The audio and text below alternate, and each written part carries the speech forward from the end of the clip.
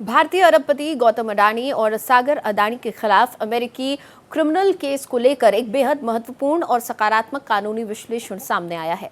New York के federal जज Nicholas गैराफिस ने केस खारिज करने से पहले डिपार्टमेंट ऑफ जस्टिस से गौतम अडानी और सागर अडानी के खिलाफ आरोप हटाने को सही ठहराने के लिए कहा है और इसको लेकर प्रोसिक्यूटर से पूरी जानकारी मांगी है। अमेरिकी वकील और फर्म के लिटिगेशन और डिस्प्यूट रिजोल्यूशन ग्रुप के पार्टनर बेंजामिन ए जियानफोर्टी का मानना है कि ये एक सामान्य प्रक्रिया है। उन्होंने कहा कि सरकार की ओर से अडानी और अन्य लोगों के खिलाफ लगे आरोपों को खारिज करने के लिए फेडरल क्रिमिनल प्रोसीजर के नियम 48A के तहत एक प्रस्ताव दायर किया है। उन्होंने कहा कि नियम में बहुत कुछ नहीं कहा गया है, लेकिन इसमें यह कहा गया है कि सरकार कोर्ट की मंजूरी से आरोप पत्र को खारिज कर सकती है। इसलिए कोर्ट की मंजूरी वाली बात यहां अहम है, क्योंकि इसका मतलब यह है कि केस को खारिज करने के सरकार के तर्क को की जांच करने में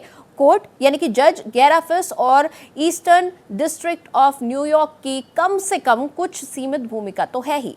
ध्यान देने वाली बात यह है कि वो भूमिका वास्तव में सीमित है। इसलिए ये जज के लिए अभियोजक के उस फैसले पर सवाल उठाने का मौका नहीं है जिसमें उन्होंने इस फैसले को आगे नहीं बढ़ाने का निर्णय लिया था।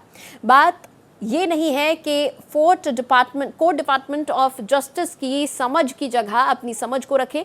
असल में बात बस ये पक्का करने की है कि ये केस सही वजह से ख़त्म किया जा रहा है और मुझे लगता है कि ये ध्यान रखना ज़रूरी है कि जज को ये अतिरिक्त जानकारी मांगने का पूरा अधिकार है, खासकर तब जब डिपार्टमेंट ऑफ जस्टिस के केस ख़त्म करने की वजह के बारे में लगभग कोई जानकारी नहीं दी है। जज बस ये पक्का करने की कोशिश कर रहे होते हैं कि यहाँ कोई गड़बड़ ना हो, और ऐसा बहुत कम होता है कि कोई जज केस को खारिज करने से मना कर दे।